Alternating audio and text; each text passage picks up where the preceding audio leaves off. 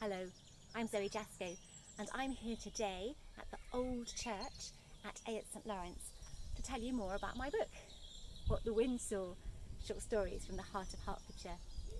The village Ayot St Lawrence features in my book, and so does the old church.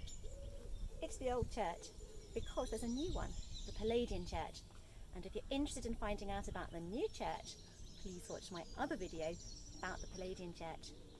This is the old church. It's the ruin right in the centre of the village. Sometimes there are still services here, but mostly it's just a place to wander and relax. Lots of walkers come to the village and take a break here. It's a special place. Come on, let's take a look.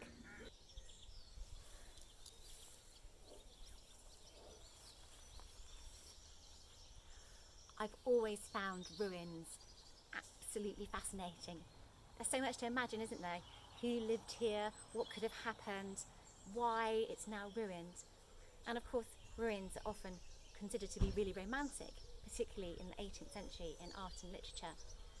I was so pleased when I found this ruin on my walks and I decided to put it into one of my stories in What the Wind Saw.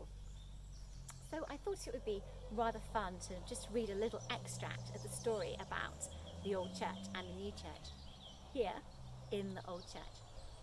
So in this story,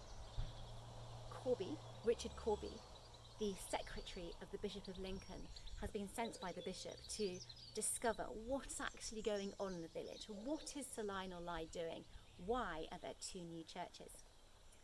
So a short extract from the story, the Palladian Church. Corby stepped out from the timber-framed inn. He was purposeful and swift of foot. Within no more than a dozen steps, he was standing before the church. A neglected, pitiful church. He opened the gate and entered the sacred grounds, passing the graves of villagers long dead. His eyes scanned the structure of the semi-ruin dedicated to the village's saint. The tower was crumbling. The roof of the nave appeared to have fallen in. Large sections of the brickwork from the chancel were missing.